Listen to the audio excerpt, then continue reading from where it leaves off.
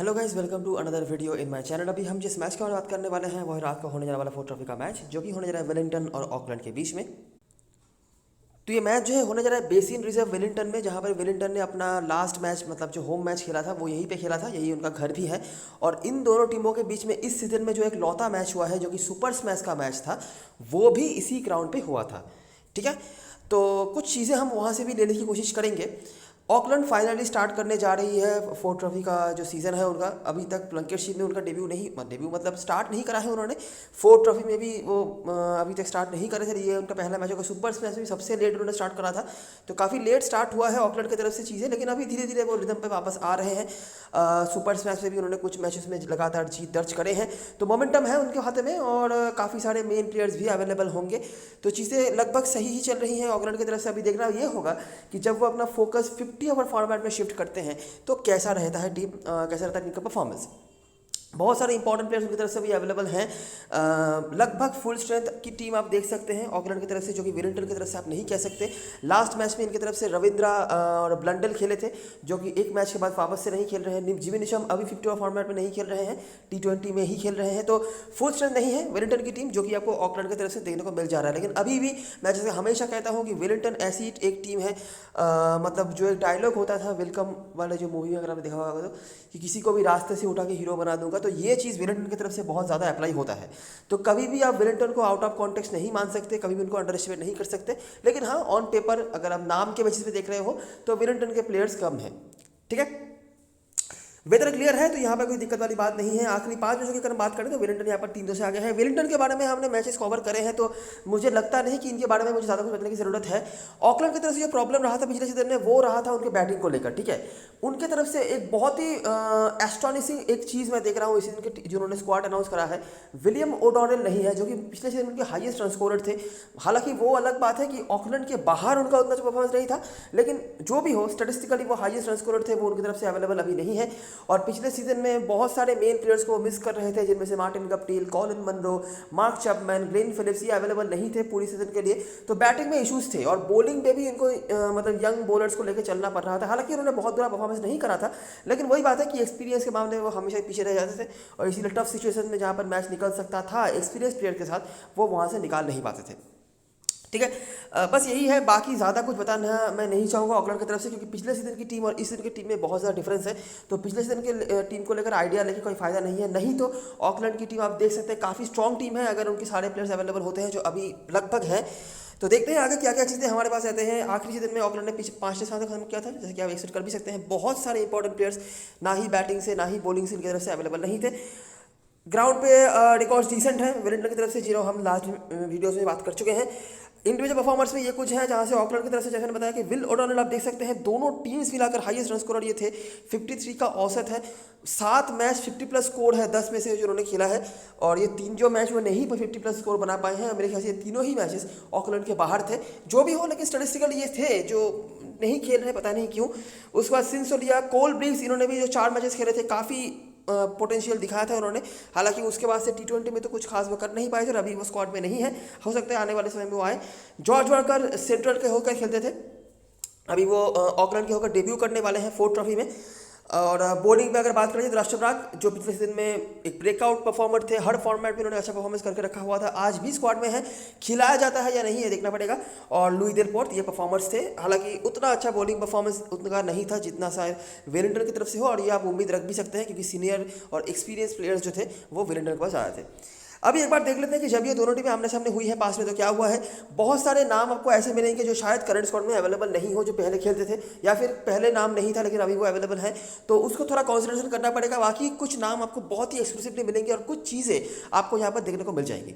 ये फिक्सचर जो रहा है ना, इतना फ्री फ्लोइंग फिक्सचर रहा नहीं है, मतलब स्पेशली मैं बैट्समैनों की तरफ से बात कर रहा हूँ। एक ही मैच आपको देखने को मिलेगा जो कि मेरे ख्याल से 2 सीजन पहले था लिंकन में। उसके अलावा हमेशा ही देखा गया है कि इस फिक्सचर में मैचेस फंसते हैं। ठीक है, क्या हो रहा है मैं समझाता हूँ आपको। देखो, 2018 का मैच है, ऑकलैंड में मैच हुआ था। ठीक है, ऑकलैंड 236 पर निपट गई, काफ़ी कम स्कोर है इस फॉर्मेट के हिसाब से। रॉबर्ट ओडॉनेल, T20 में चाहे कुछ भी हो नहीं हो, इस फॉर्मेट में इस प्लेयर को आपको फोकस करना है। ठीक है, देखो उसके बाद ओली न्यूटन, फोकस करने वाले player number 2। Young husband, player number 3, जिनके ऊपर फोकस करना है। बाकी ये कुछ बॉलर्स हैं जिन्होंने विकेट निकाला, जिनसे बेनेट अवेलेबल है। वेलिंगटन ने चेज तो कर लिया, लेकिन काफ़ी मशक्कत करने के बाद 49 ओवर तक जाना पड़ा, 7 विकेट खोने पड़े तब जाके चेज हुआ। ब्रेसवेल के स्कोर हैं, बाकी कोई अवेलेबल नहीं है। बेन लिस्टर फोकस करने वाले प्लेयर नंबर 4, बाकी ये कुछ बॉलर थे जिन्होंने करंट स्कोर में अवेलेबल नहीं है। 2019 का मैच, इस बार भी पहले बैटिंग करने वाली टीम ऑल आउट होकर इस बार और भी कम रन पर वेलिंगटन की बारी थी इस बार। देखो फिर से मैच फंसा, lower order lower middle order से बैट्समैन को कंट्रीब्यूट करना पड़ा, जो थे इस बार जेमी गिब्सन। एक और प्लेयर जिनके ऊपर आपको थोड़ा बहुत फोकस करना है, लेकिन ये खेलेंगे या नहीं इसमें डाउट है। बेन लिस्टर वापस से, दनब्रू फर्न्स और ये कुछ बॉलर से जिन्होंने विकेट निकाला। ऑकलैंड ने चेस तो कर लिया, देखो 39 ओवर में भी चेस कर लिया, मुश्किल भी नहीं हुआ चाहिए था, लेकिन 6 विकेट उन्होंने खोए। सिन सोलिया, रॉबर्ट ओडोनिल लगातार दूसरी बार उनका नाम आ रहा है। ओडे न्यूटन लगातार दूसरी बार 25 विकेट निकाल रहे हैं, बाकी ये कुछ बॉलर से जिन्होंने विकेट निकाला। ये है लिंकन का मैच, जो मैंने आपको बताया क्या था कि ये काफ़ी हाई स्कोरिंग मैच था। यही एक लौता मैच था जो कि हाई स्कोरिंग था। बाकी जो वेलिंगटन के या ऑकलैंड के मैचेस हम देख रहे हैं वो ज़्यादा स्कोर नहीं बने थे। वेलिंगटन के मैच अभी तक आए नहीं हैं, ऑकलैंड के ही 2 मैचेस हैं। लिंकन का पहला मैच जो था यहाँ पर बहुत रन बन गया था, मतलब आउट ऑफ नो वेयर बहुत रन यहाँ पर बना था। पहले 2 मैचेस के कंपेरिजन में कुछ भी नहीं हुआ था। यहाँ पे 344 रन बनाए थे वेलिंगटन ने। करंट स्क्वाड में सिर्फ ब्रेसवेल आपको दिख जाएंगे, भाई कोई नहीं है। समरवाइल, लिस्टर और सोलिया के विकेट से। ऑकलैंड चेस तो नहीं कर पाई, लेकिन काफ़ी रन इन्होंने भी बनाए थे, जिसको लीड करा था गप्टिल, मुनरो और फिलिप्स और गप्टिल अवेलेबल हैं। न्यूटन वापस से 3 विकेट ले रहे हैं लगातार तीसरे मैच पर। बाकी रविंद्र निशम ने अवेलेबल नहीं है और वैन बिक का 1 विकेट। और उसके बाद फिर से ऑकलैंड का मैच। तो लगातार मैचेस यहाँ पर ऑकलैंड में ज़्यादा हुए हैं, जैसे कि आप देख सकते हैं पिछले सीजन में भी दोनों मैचेस ऑकलैंड में हुए थे। उसके बाद बीच में एक लिंकन का मैच है, उसके बाद भी ऑकलैंड के ही मैचेस हैं। तो वेलिंगटन में हमें ज़्यादा मैचेस जो है देखने को नहीं मिल रहे हैं। तो ये पहला मैच था जहाँ पे 255 बना था। देखिए फिर से मैच फंस रहा है, बीच में खाली एक मैच आया, उसके बाद लगातार मैचेस आप नोटिस करो। पहले 2 मैच में 270 के बीच, 270 नहीं 230 शायद था, 236 पर ऑल आउट हो गई थी टीम ऑकलैंड। उसके बाद वेलिंगटन 191 पर ऑल आउट हो गया। उसके बाद जो चौथा मैच फिर से हम जब ऑकलैंड में वापस आ गए, मतलब लिंकन वाला मैच को छोड़ के, तो फिर से 255 फॉर 9। सोलिया, विल ओडोनिल, जैसे मैं हमेशा कहता हूँ कि इनका बेस्ट परफॉर्मेंस इसी ग्राउंड पे आता है। सोलिया का भी आता है, लेकिन सोलिया को इस ग्राउंड पे आपको थोड़ा कंसीडर करना पड़ेगा। क्यों, मैं आपको आगे बताऊंगा। बाकी रॉबर्ट ओडोनिल 4 में से 3 बार यहाँ पे नाम आया है उनका। जो हाई स्कोरिंग मैच हुआ था उसके अलावा तीसरी बार लगातार उनका नाम आ रहा है। और सोलिया फिर से मैंने नाम लिख दिया शायद, यंग हस्बैंड और इसके अलावा भूला, जिनके परफॉर्मेंसेस थे। वेलिंगटन ने चेस तो कर लिया, लेकिन काफ़ी मशक्कत करने के बाद भूला, फिन एलन, ट्रॉय जॉनसन ये परफॉर्मर्स थी, और जेमी गिब्सन फिर से इनका नाम आया है। बाकी बॉलरों में से ये सारे ही अवेलेबल हैं, देखना पड़ेगा कौन खेलते हैं और कौन नहीं। और लास्ट जो मैच हुआ था, जो भी ऑकलैंड में ही हुआ था, ये भी थोड़ा बहुत हाई स्कोरिंग मैच था। गिब्सन देखिए कितनी बार इनके पास अपॉर्चुनिटीज आ रही हैं और ये परफॉर्म भी कर रहे हैं, सबसे बड़ी बात।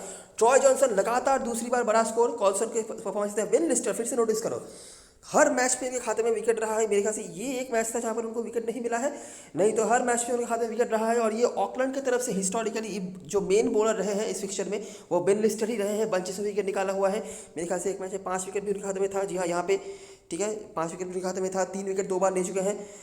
स्पेशली बॉलिंग फर्स्ट में, बॉलिंग सेकंड में भी रहा है, लेकिन बॉलिंग फर्स्ट में ज़्यादा। ऑकलैंड ने चेस कर लिया था, फिर से लीड करा था विल ओडोनिल, रॉबर्ट ओडोनिल और बेन हॉर्न ने। बाकी भूला, यंग हस्बैंड ये रिपीट हो रहे हैं और इनके कुछ परफॉर्मेंसेस थे बाकी कुछ बॉलर्स के। तो जैसे कि आप देख सकते हैं कि मोस्टली मैचेस जो है आप नोटिस करो, देखो टॉप ऑर्डर बैट्समैनों का यहाँ पर परफॉर्मेंस बहुत कम है। एकमात्र मैच जो था लिंकन वाला, वहाँ पे सारे टॉप ऑर्डर बैट्समैन ने अच्छा परफॉर्मेंस करा। उसके बाद से ना, या उसके अलावा जितने ही मैचेस हैं उसके पहले भी उसके बाद भी मैचेस यहाँ पर फंसे हैं। इतना इजी फ्री फ्लो रहा नहीं है। Middle order, lower middle order के बैट्समैनों को यहाँ पर कंट्रीब्यूट काफ़ी ज़्यादा करना पड़ा है। कुछ नाम तो हमने नोटिस भी करे हैं, ठीक है। रॉबर्ट ओडोनिल हिस्टोरिकली हर मैच में इनका नाम है, ऐसा कोई मैच नहीं गया है जहाँ पर रॉबर्ट ओडोनिल का नाम नहीं आया हो, एक मैच को छोड़ के लिंकन वाला। विल ओडोनिल वो भी नंबर 3-4 पे आते थे। इसके अलावा ट्रॉय जॉनसन 2 बड़े स्कोर्स उन्होंने बना के रखे हैं, बैटिंग फर्स्ट में भी, बैटिंग सेकंड में भी। बैटिंग फर्स्ट में 113 और यहाँ पर वो जब चेस कर रहे थे तब भी 80 नॉट आउट, तो काफ़ी बढ़िया रिकॉर्ड होल्ड कर रहे हैं ट्रॉय जॉनसन यहाँ पे। इसके अलावा भी आपको गिब्सन का नाम दिखा है आउट ऑफ नो वेयर, इनका भी कुछ परफॉर्मेंसेज यहाँ पे आया है जब भी इनको बैटिंग करने के मौके मिले हैं, ठीक है। बीच में ये मैच अगर हम छोड़ते, देखिए यहाँ पे टॉप 3-4 बैट्समैनों के नाम थे, यहाँ पर भी ये थे, लेकिन इसके अलावा हमेशा ही हमें middle order, lower middle order के बैट्समैनों को कंट्रीब्यूशन देखने को मिल रहा है। माइकल ब्रेसवेल भी उसी सूची में आते हैं ऑफकोर्स, ठीक है। और स्ट्राइक बॉलर्स जैसे कि आप उम्मीद कर भी सकते हैं, अगर टॉप ऑर्डर बैट्समैन नहीं चलेंगे तो स्ट्राइक बॉलर्स का रोल आएगा, जिनमें से ओली न्यूटन और बेन लिस्टर दोनों तरफ से दो मेन लीडर्स हैं। इसके अलावा बाकी जो स्ट्राइक बॉलर्स हैं, कभी राष्ट्र ब्राग, कभी कोई इनके परफॉर्मेंस रहे हैं, लेकिन ये दोनों मेन लीडर्स रहे हैं। स्पिनर्स में से हमने यंग हस्बैंड का नाम देखा है, जो पुराने प्लेयर्स में से हैं। इन्होंने कंसिस्टेंटली विकेट निकाल के रखा हुआ है। और जेकब भूला पिछले सीजन में जो 2 मैच इन्होंने खेले हैं वहाँ पर उनके खाते में विकेट भी थे, ठीक है। बस यही है, कंसिस्टेंटली नहीं, हालांकि विकेट्स हैं, लेकिन एक तो करके उन्होंने विकेट निकाले हुए हैं, ठीक है। तो ये है कहानी। बहुत ज़्यादा लो स्कोरिंग भी नहीं कह सकते, बहुत ज़्यादा हाई स्कोरिंग भी नहीं कह सकते, एक मीडियोकर रेंज का स्कोर यहाँ पे रहा है। विकेट्स यहाँ पर बराबर गिर रहे हैं अगर हम एक मैच को छोड़ दें, जैसे कि आप एक्सपेक्ट कर भी सकते हो जब दोनों टीमों के मेन प्लेयर्स अवेलेबल नहीं होते, तो ऐसा ही हुआ है। बाकी जो मैंने बताया middle order low middle batsman के ऊपर कंसिडरेशन ज़्यादा करना पड़ा है। मैं समराइजेशन नहीं करवा रहा क्योंकि बहुत कंसिस्टेंट प्लेयर्स नहीं खेले हैं, प्लेयर्स के नाम बदलते रहे हैं, लेकिन चीज़ें कैसी गई हैं आई होप आपने देख लिया होगा। अभी हम बात करेंगे ग्राउंड के बारे में। तो जैसा कि काफ़ी मैचेस हमने खेल लिए हैं इस ग्राउंड पे, तो थोड़ा बहुत आइडिया हमें इस ग्राउंड के बारे में लग चुका है कि जनरली बहुत हाई स्कोरिंग ग्राउंड ये नहीं है। स्पिन थोड़ा बहुत चलता है। हालांकि पिछले सीजन में हमने जो ओटागो और वेलिंगटन के बीच में जो मैचेस देखे थे, वहाँ पे काफ़ी ज़्यादा रन बनते हुए देखे थे, नहीं तो यहाँ पे बहुत ज़्यादा रन जनरली नहीं बनता है। तो मैं रिवाइंड करवा दूँ आपको क्या कहा था। वेलिंगटन वाला सेंट्रल का मैच हुआ था, 2020 का मैच था। वेलिंगटन ने पहले बैट करी 293, कोई नहीं है करंट स्क्वाड मेंबर्स में से, पेसर्स का ही अपर हैंड है, लेकिन दूसरे इनिंग्स पे ब्रेसवेल, बेन सीयर्स और गिब्सन वैन बीक के परफॉर्मेंसेस थे। ब्रेसवेल मैं हमेशा ही कहता हूँ कि इस ग्राउंड पे कैप्टनसी मटेरियल है। हमेशा शायद वो पंचेस में विकेट नहीं निकाले, लेकिन इनकी बॉलिंग यहाँ पे काफ़ी काम पे आ जाती है। आप नोटिस करेंगे कि जनरली ब्रेसवेल बाकी ग्राउंड से रेगुलरली बॉलिंग कराए या नहीं कराए, इस ग्राउंड पे वो हमेशा ही एक डिसेंट ओवर्स की बॉलिंग कराते हैं किसी भी फॉर्मेट में, और कभी कभी वो पंचेस में विकेट निकाल के आते हैं। जो एग्जाम्पल, सबसे बड़ा एग्जाम्पल लास्ट मैच का ही है।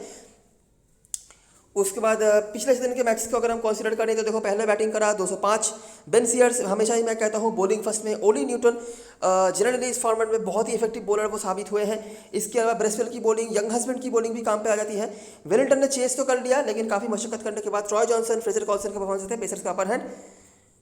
अगला मैच वेलिंगटन बना नॉर्दर्न डिस्ट्रिक्ट्स 188, जेकब भूला ब्रेसवेल बॉलिंग से भी एक विकेट। भूला की भी बॉलिंग यहाँ पे कभी कभार काम पे आती है। भूला मतलब ऐसा कोई प्रेडिक्टेबल प्लेयर नहीं है, जो मेरा इनके साथ एक्सपीरियंस है कि वैसे तो ये ऑलराउंडर की तरह यूज़ होते हैं, मिनिमम 5-6 ओवर की बॉलिंग कराते हैं, विकेट टेकिंग एबिलिटीज़ भी हैं, बैटिंग भी डिसेंट जगह पे आ जाता है इनका, लेकिन ऐसा कोई कंसिस्टेंट परफॉर्मर ये नहीं है। लेकिन इनके पास एबिलिटी है, जिस दिन परफॉर्म करेंगे ना, जिस दिन इनका दिन आएगा, उस दिन ये ऐसा कुछ करके जाएंगे, अगर आपका सामने वाला जो अपोनेंट है वो उनको लेके आता है तो आप कहीं के नहीं रहेंगे। बैटिंग बॉलिंग हर तरफ से कंट्रीब्यूट कर सकते हैं। हिट और मिस में नहीं कहूँगा, लेकिन ये एक प्लेयर है जिनको हमेशा ही फोकस से रखना पड़ता है और कोशिश करनी पड़ती है कि आप अपनी टीम में लेके चलो, अनलेस कि आपको बिल्कुल ही स्पेस नहीं मिल रहा है। बाकी ये कुछ बॉलर्स थे जिन्होंने विकेट निकाला हुआ था। लो स्कोरिंग इनकाउंटर था, यहाँ पे भी बैटिंग लो स्कोरिंग इनकाउंटर हुआ था पिछले सीजन का जो मैच था। उसके पहले वाले सीजन में पहले इनिंग्स में रन बने, दूसरे इनिंग्स में फिर से बैटिंग कोलैप्स। तो अभी तक हमें 6 इनिंग्स में से 5 हमने बैटिंग कोलैप्स या लो स्कोर्स बनते हुए देखे हैं। उसके बाद जैसा मैंने बताया कि वेलिंगटन और ओटागो के बीच में मैच हुआ था, वो काफ़ी हाई स्कोरिंग था, जहाँ पर 340 भी चेस कर लिया था ओटागो ने। जहाँ पे आपको ब्रेसवेल, भूला, एलन, जॉनसन कंसिस्टेंटली आपको नाम दिख जाता है इनका। मतलब हो सकता है इनसे ज़्यादा कोई बना के जाए, इनसे कम कोई बना के जाए, लेकिन ये बंदा हमेशा कंसिस्टेंटली रहता है। मतलब हमेशा बोलना गलत होगा, मोस्ट ऑफ द टाइम ये कंसिस्टेंट रहते हैं, कुछ ना कुछ स्कोर ये हमेशा ही करते रहते हैं। ये बहुत ही इंपॉर्टेंट रोल प्ले करते हैं वेलिंगटन के मिडिल ऑर्डर में। बाकी किशन और माइकल रे के विकेट्स थे, और यहाँ पर ब्रेसवेल की बॉलिंग फिर से काम पे आई, और यहाँ पर 400 रन भी बने थे ओटागो के अगेंस्ट में, वहाँ पर भी 340 बनाया था। फिर से आपको ब्रेसवेल दिख जाते हैं, ब्लंडेल, एलन के बड़े बड़े स्कोर। जनरली ब्लंडेल माफ करना, एलन कंसिस्टेंट नहीं होते हैं इस फॉर्मेट में, लेकिन ये एक मैच था जहाँ पर वो बहुत लंबा खींच चुके थे, और ये इनका खेलने का स्टाइल यही है।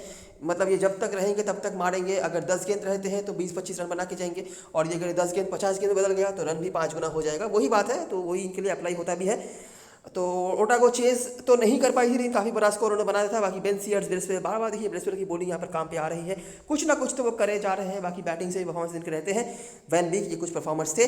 और इस सीज़न का जो लास्ट मैच हुआ था काफ़ी बड़ा स्कोर खड़ा किया था वेलिंगटन ने। ओटागो की बॉलिंग थी तो वो आप एक्सेप्ट कर भी सकते हैं। रविंद्रा ब्लंडेल नंबर 1 ओपनर थे रविंद्र, और ब्लंडेल नंबर 3 पर आए थे। बाकी ट्रॉय जॉनसन फिर से देखिए ब्रेसवेल का कंट्रीब्यूशन है, पेसर्स का अपर हैंड, स्पिनर्स के कुछ विकेट्स, ओटागो का यहाँ पर हो गया था बैटिंग कोलैप्स। हालांकि रन रेट अच्छा चल रहा था, डिसेंट चल रहा था, लेकिन फिर भी वो चेस नहीं कर पाए। न्यूटन बेनेट बिल्कुल लास्ट ओवर में आके 2 विकेट निकाला था मेरे ख्याल से बेनेट ने यहाँ पर। बाकी न्यूटन के 2 विकेट्स थे, नेशन स्मिथ, वैन बिग और ब्रेसवेल की बॉलिंग यहाँ पर भी काम पे आई थी। तो जनरली देखिए इस ग्राउंड पे बहुत रेगुलरली रन्स नहीं बन रहे हैं। कुछ मैचेस में हमने रन बनते देखा है, स्पेशली वेलिंगटन ओटागो ये फिक्सचर हाई स्कोरिंग रहा है हमेशा ही। ये भी जो मैच था ना 238 से भले ही ओटागो निपट गई थी, लेकिन 43 ओवर्स में ये रन बने थे, तो रन रेट यहाँ पर भी डिसेंट था वैसे। तो ये एक फिक्सचर रहा है। नहीं तो इसके अलावा हमने जो मैचेस देखे हैं रन्स कम ही बनते हुए देखे हैं, उतना ईजी यहाँ पर रन बनाना होता नहीं है। ठीक है, तो यही बात है। कुछ परफॉर्मर्स हम नोटिस कर पा रहे हैं जिनमें से Troy Johnson, Bracewell, Ollie Newton, Ben Sears, specially bowling first में, ये कुछ नाम है जो आप ज़्यादा से ज़्यादा फोकस कर सकते हैं। बाकी काफ़ी सारे प्लेयर्स अवेलेबल नहीं हैं। तो ये रही सारी चीज़ें जो ग्राउंड से बताने लायक था। T20 में भी हमने इस ग्राउंड पे काफ़ी सारे मैचेस कवर करे हैं, तो वहाँ से भी हमें थोड़ा बहुत आइडिया है। मैंने पहले आपको बताया कि इस सीजन में एक मैच ऑलरेडी ये दोनों टीमें खेल चुकी हैं, वो था सुपर स्मैश में, और लकीली फॉर अस वो इसी ग्राउंड पे हुआ था। ठीक है, तो वहाँ पे क्या हुआ था कि ऑकलैंड ने करी थी पहले बैटिंग और एक डिसेंट सा स्कोर उन्होंने बनाया था, जिसको लीड करा था मार्क चैपमैन ने। बॉलिंग से बॉलिंग फर्स्ट में बेन सीयर्स इफेक्टिव हुए थे। इसके अलावा खास कुछ किसी का परफॉर्मेंस नहीं था विद द बॉल वेलिंगटन की तरफ से। लेकिन जब ऑकलैंड की बॉलिंग की बारी आई तो एक तरफ से सारे जो उनके मेन स्पिनर थे, मतलब आदित्य अशोक और लुई डेलपोर्ट ने यहाँ पर झंडा गाड़ दिया था। आदित्य अशोक लिटरली अनप्लेएबल नजर आ रहे थे सेकेंडरी में इस ग्राउंड पे। ठीक है, ना सिर्फ उन्होंने 3 विकेट निकाला, एक मेडन भी उन्होंने निकाला हुआ था 4 ओवर में, और इकोनॉमी का भी बोनस बहुत बढ़िया उनको मिल गया था। लुई डेलपोर्ट ने भी 2 विकेट निकाला हुआ था। तो जैसे मैं कहता हूं कि स्पिनर्स यहां पर हमेशा इफेक्टिव होते हैं, वो चीज़ काफ़ी ज़्यादा यूज़ किया था। मार्क चैपमैन को भी बॉलिंग दी गई थी, लेकिन वो कुछ खास इफेक्टिव हुए नहीं थे।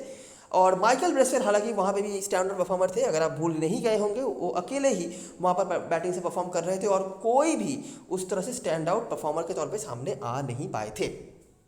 ठीक है, तो बस यही है जो जैसा हम ग्राउंड से भी उम्मीद रख सकते हैं, वैसा ही वहाँ पे भी सीन था। स्पिनर्स को आपको यहाँ पे कंसिडरेशन में रखना पड़ता है जनरली। अच्छा, बीच में एक और मैच हुआ था जो मैं दिखाना भूल गया। तो वेलिंगटन ओटागो के बीच में पहला मैच जो हुआ था वो भी इसी ग्राउंड पे हुआ था। ठीक है, तो वहाँ पे क्या हुआ था मैं वो भी आपको दिखा दूँ। वेलिंगटन ने 255 बनाया था, तो वो बीच का जो एक मैच था 300 रन बना था, उसके अलावा फिर से वही रेंज पे स्कोर मतलब मैच हो रहे थे। तो जॉर्जसन ने अच्छा स्टार्ट दिया था, जो करंट में अवेलेबल है भी, और जॉनसन, नेथन स्मिथ, पेसर्स के साथ लेग स्पिनर जो माइकल रिपन थे, उन्होंने 4 विकेट निकाला हुआ था, अगर आप भूल नहीं गए होंगे। ओटागो को 242 पर निपटा दिया था। बेनेट ने 2 विकेट निकाले हुए थे, ये कुछ बॉलर से इन्होंने विकेट निकाला, और यंग हस्बैंड जे यहाँ पर 3 विकेट निकाला हुआ था, जो भी लेग स्पिनर ही है। अभी मैंने आपको जो सुपर स्मैश का मैच का बात बताया, वहाँ पे भी जो बॉलर ने डोमिनेट करा था वो भी लेग स्पिनर है, जो थे आदित्य अशोक। तो लेग स्पिनर्स को आपको यहाँ पे हमेशा प्रायोरिटी देनी होती है। सिर्फ लेग स्पिनर नहीं, ओवरऑल स्पिनर्स को भी आप यहाँ पे कंसिडर कर सकते हैं, लेकिन लेग स्पिनर आप जनरली यहाँ पे छोड़ना नहीं चाहेंगे, कुछ ना कुछ वो करके जरूर जाते हैं, भले ही डोमिनेट करें या नहीं करें। ठीक है, तो ये रहे सारी चीज़ें जो ग्राउंड से बताने लायक था। हेड टू हेड की चीज़ें हमने बता दी है। सुपर स्मैश का जो एकमात्र मैच हुआ है सीजन में, वो भी मैंने बता दिया है। अभी बात करते हैं प्लेइंग इलेवन की तरफ, और जो बचा कुचा चीज़ है वहाँ से हम डिस्कवर कर लेते हैं। तो वेलिंगटन की तरफ से जॉर्जसन अभी टीम में वापसी करेंगे, रविंद्र नहीं है क्योंकि, तो वो खेलेंगे, और जेकब भूला नंबर 3 पर आ जाएंगे। ब्रेसवेल, ट्रॉय जॉनसन नंबर 5 पर आएंगे। नेथन स्मिथ को नीचे ही भेजा जाएगा क्योंकि ट्रॉय जॉनसन अच्छी बल्लेबाजी कर रहे हैं। ये जो एक स्लॉट है, जनरली आप कहेंगे कि ओली न्यूटन को तो बाहर करना नहीं चाहिए, रिकॉर्ड अच्छे हैं, परफॉर्मेंस अच्छा है, लेकिन मुझे लगता है कि यहाँ पर एक पॉसिबिलिटी है कि ओली न्यूटन की जगह पर जेमी गिब्सन को भी खिलाया जा सकता है, या फिर किसी एक पेसर की जगह पर, क्योंकि बैटिंग वो लंबा कर सकते हैं। ठीक है, और जैसे कि आप देख भी रहे हैं जेमी गिब्सन काफ़ी अच्छा करते हैं इस पिक्चर में, उनके पास अपॉर्चुनिटी जब भी आती है वो कुछ ना कुछ कंट्रीब्यूशन जरूर करते हैं। तो ये एक पॉसिबिलिटी है। हालांकि ओली न्यूटन का उनसे भी ज़्यादा अच्छा परफॉर्मेंस है, लेकिन क्योंकि team generally van Beek, Ben Sears भी एक ऑप्शन है, हालांकि वैन बिग और बेनेट को तो चलिए ड्रॉप नहीं करेगी, तो ओली न्यूटन या बेन सीयर्स की जगह पर अगर टीम गिब्सन को यूज़ करती है तो आप ज़्यादा चौंकिएगा नहीं। पॉसिबिलिटी ये भी है कि गिब्सन यहाँ पे जॉर्जसन की जगह पर खेले। ठीक है, और अगर ऐसा होता है तो ओपनिंग पे आ सकते हैं जेकब भूला। तो ये कुछ चेंजेस हैं जो आपको लाइनअप आने के बाद पता चल जाएगा, तो वो एक बार देख लेना। गिब्सन अगर खेलते हैं इंपॉर्टेंट प्लेयर बन सकते हैं, ये थोड़ा बहुत बॉलिंग भी कराते हैं, रेगुलरली नहीं, लेकिन 3-4 ओवर की बॉलिंग आप उम्मीद रख सकते हैं अगर ज़रूरत पड़े तो। बाकी इनके पास जब भी बैटिंग आई है इन्होंने अच्छा कंट्रीब्यूट करा है।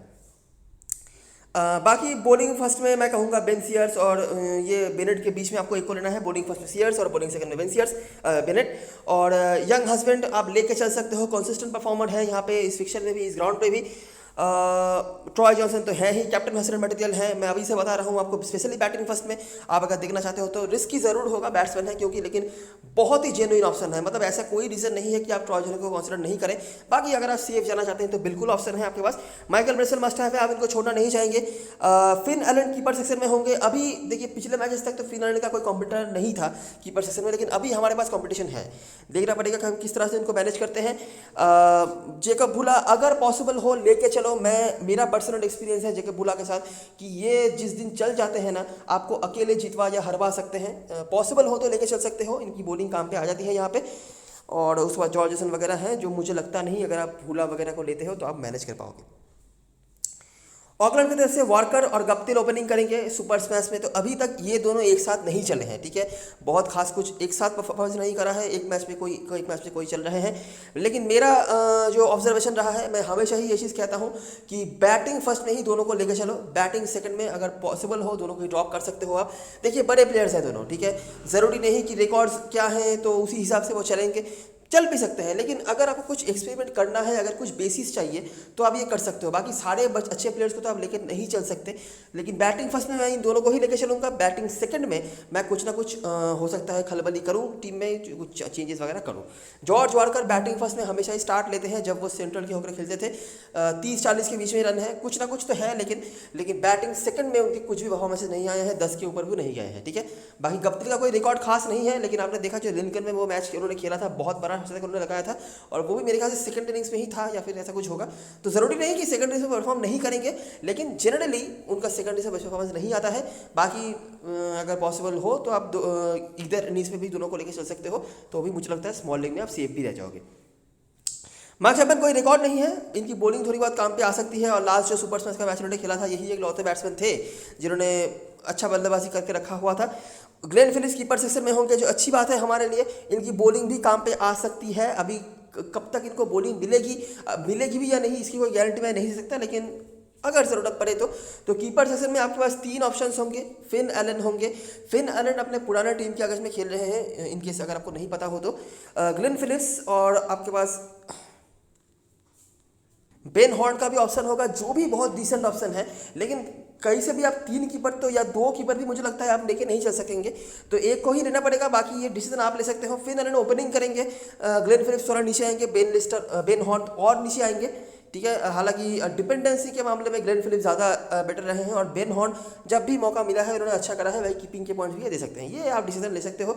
मुझे लगता नहीं बहुत ज़्यादा वेरिएशन वहाँ से होना चाहिए, बाकी देख सकते हो आप। रॉबर्ट ओडोनेल मेरे टीम में होंगे।